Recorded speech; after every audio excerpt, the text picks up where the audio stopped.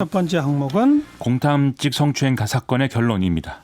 결론이란 단어를 쓴 거는 오늘 대법원 그러니까 최종 판결이 내려졌기 때문인 거죠. 그렇습니다. 대법원은 오늘 강제추행 혐의로 기소된 이 모 씨에 대한 상고심에서 징역 6개월에 집행유예 2년을 선고한 원심을 확정을 했습니다. 또 성폭력 치료 강의 40시간 수강 및 160시간 사회봉사, 아동 청소년 관련 기관 3년간 취업 제한 이런 것들도 이제 명했는데요. 이 사건은 이른바 이제 공탐직 성추행 사건이라는 이름으로 잘 알려져 있는데 사건 발생 2년 만에 이렇게 사법부의 최종 결론이 내려진 셈입니다. 참 시끌시끌한 사건이었죠. 그렇죠. 다시 한번 좀 정리해 봅시다. 이 30대 남성 모 씨가 2017년 11월에 이 대전의 한 곰탕집에서 옆을 지나치던 여성에게 이제 부적절한 신체 접촉을 했다. 이런 내용으로 이제 사건이 된 건데요. 당시 식당 CCTV를 확인한 결과 이 성추행이라고 볼 수 있는 어떤 결정적인 장면이 찍혀 있는 건 아니었고 또 이 모 씨가 피해자와 어떤 스쳐 지나가는 시간이 1.3초 가량에 불과했기 때문에 이 범행 목적이라든지 의도 이런 것들에 대한 논란이 그동안 계속 커졌던 사건이었습니다. 또 1심에서 검찰이 구형한 벌금 300만 원보다 이 높은 징역 6개월의 실형이 선고된 점도 논란거리였는데요. 그래서 법정 구속이 됐었죠. 그렇습니다. 그 모 씨의 배우자가 청와대 국민청원 게시판에 억울하다 이런 사연을 올리기도 했는데 여기에 이제 33만 명 이상이 서명할 정도로 큰 논란이 됐던 사건입니다. 네. 그래서 1, 2, 3심 어떻게 판단했다고요? 1심 재판부는 피해자가 피해 내용을 일관되고 구체적으로 진술하고 있고 단지 손이 스친 것을 뭐 어떤 성추행으로 착각할 만한 사정도 없어 보인다라면서 유죄로 판단을 했고요. 그래서 이제 이 모 씨는 법정 구속됐다가 38일 만에 보석으로 풀려난 상태에서 불구속 재판을 이제 받게 됐습니다.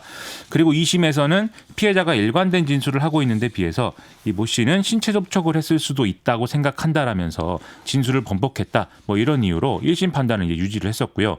다만 추행 정도가 중하지 않다고 봐서 그 양형이 과하다라는 이유로 집행유예 2년의 판단을 이제 내린 바 있습니다. 예. 대법원은 이 피해자의 진술이 비합리적이거나 모순되는 부분이 없고 허위로 피고인에게 불리한 진술을 할 동기나 이유도 없기 때문에 이 진술의 신빙성을 함부로 배척해서는 안 된다라고 판단을 했는데요. 따라서 2심 판단이 여러모로 옳다라는 결론을 이제 내린 그런 상황입니다. 네. 그런데 그 판결 받은 쪽은 여전히 억울하다고 주장한다면서요? 그렇죠. 오늘 이제 모 씨의 배우자가 이 인터넷 사이트에 다시 글을 올려서 심경을 밝혔는데요. 이 피해자의 주장과 좀 상반되는 증언이나 그런 것들은 무시됐고 오로지 피해자 진술 하나 때문에 자신의 배우자가 강제추행이라는 전과 기록을 달고 살게 됐다. 그러면서 차라리 정말 범행을 했더라면 억울하지라도 않겠다는 심정이다. 이렇게 밝혔습니다. 이 소셜미디어 등에서는 누군가 악의를 갖고 어떤 피해 사실을 날조하는 경우에 그래도 일관된 진술을 하게 되면 징역형을 받을 수 있는 거 아니냐 이런 우려를 표현하는 사람들도 많이 있는 그런 상황인데요. 하지만 대부분의 이 성폭력 관련 사건은 물증이 없는 경우가 이제 있기 때문에 그런 경우에는 피해자 진술이 가장 중요한 판단 근거가 되는 게 또 이제 이상하거나 특별한 일은 아닙니다. 그리고 여전히 사법부가 남성 편향적으로 구성되어 있다는 것도 사실 아니냐 이런 반론도 나오고 있어서 여러모로 논란은 이어질 것 같습니다. 네. 어쨌든 법률적으로는 유죄 확정인 거죠. 그렇습니다.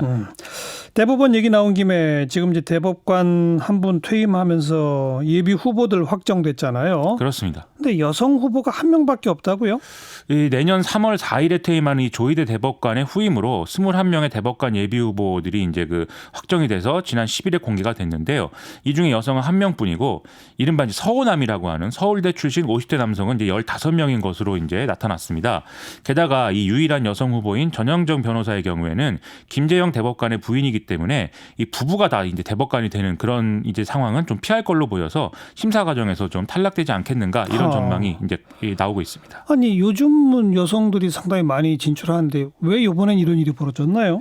애초에 심사 대상으로 분류된 55명 중에 여성이 이제 6명이 있었는데요. 이 중에 5명이 이제 심사에 동의하지 않았기 때문에 최종적으로 후보가 한 명이 된 건데 근데 이 사실을 좀 감안해도 숫자가 너무 적다고 봐야 되겠죠. 잠깐만요. 처음에 55명 중에 6명인데 그중에 5명은 동의하지 않았다? 그렇습니다. 그 얘기는 본인이 고사했다? 그렇죠.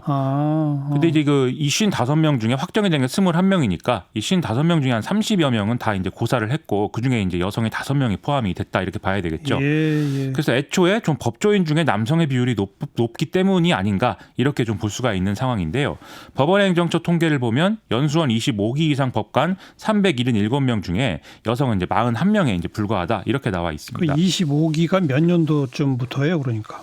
이 25기 아무튼 대단히 그 선배급 아니에요, 여기는. 그렇죠. 지금 이제 그 좀 나이가 많은 좀 이 그죠? 중견 이상의 이제 대법관 전체 법관으로 따지면 젊은 법관에서는 여성이 많잖아요. 그렇습니다. 전체 법관 2,994명 중에 여성은 926명으로 이제 30% 정도라고 볼 수가 있겠는데요. 그러니까요. 즉 연수원 기수가 높아질수록 여성 비율이 이제 줄어드는 그런 상황인 것이고, 그러면 이제 여성을 발탁할 경우에는 이제 법원 조직으로서는 좀 급격한 변화를 겪게 된다 이렇게 봐야 되지 않겠습니까? 그래서 법원 조직의 안정성을 고려한다든지 이런 이유로 구조적으로 좀 남성에게 기회가 많이 주어지는 현상이 나타난다 이런 지적이 또 나오고 있는 게 사실입니다.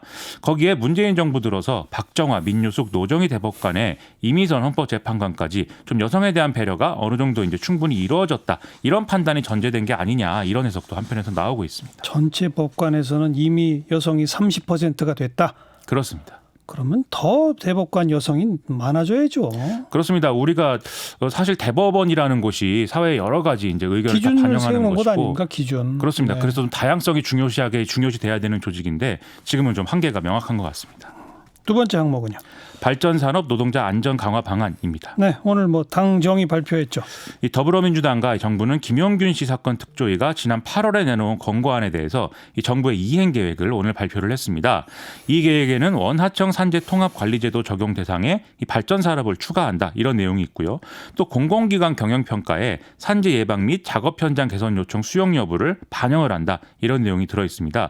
그리고 발전 5사 통합 협의체 합의 결과에 따라서 연료, 설비 운전 분야 공공기관을 신설을 해서 정규직화를 추진한다 이런 방안도 담겨 있습니다. 그냥 정규직화하면 되지 공공기관 신설해서 정규직화는 뭐예요?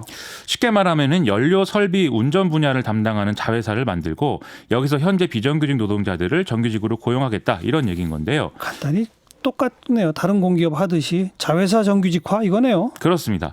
이것은 이제 특조위 권고안 1번인 연료 환경 설비 운전 및 경상 정비 인력의 직접 고용 정규직화 이것과는 이제 거리가 있는 대책인 것이죠. 이 더불어민주당 발전산업 안전 강화 및 고용 안정 태스크포스 위원장을 맡고 있는 우원식 의원은 이 특조위 권고안이 바람직한 내용이라는 것에는 동의하지만 민간 정비사 파산 및 상장회사 주주 반발 등의 현실적 제약 조건이 있다 이렇게 설명을 했습니다. 노동계는 당장 반발하죠. 민주노총을 비롯한 노동계 단체들은 오늘 발표 현장을 찾아서 이 직접 고용 방안이 빠진 것에 대해서 반발을 했는데요. 현장에서는 당정이 이 특조위의 권고안을 선별적으로 수용하고 이행 계획을 세워서 일방적으로 발표했다 이런 얘기와 함께 이 직접 고용 원칙이 맞는데 직접 고용은 안 된다라는 정부의 논리는 이해할 수 없다라는 반응도 나오고 있습니다. 또 공공운수노조 한국발전기술지부의 경우에는 이 앞서 말씀드린 통합협의체 참여를 중단하고 무기한 단식에 들어가겠다 이런 입장을 또 밝히기도 했습니다. 여기까지 수고하셨어요. 고맙습니다. 김민아 기자였어요.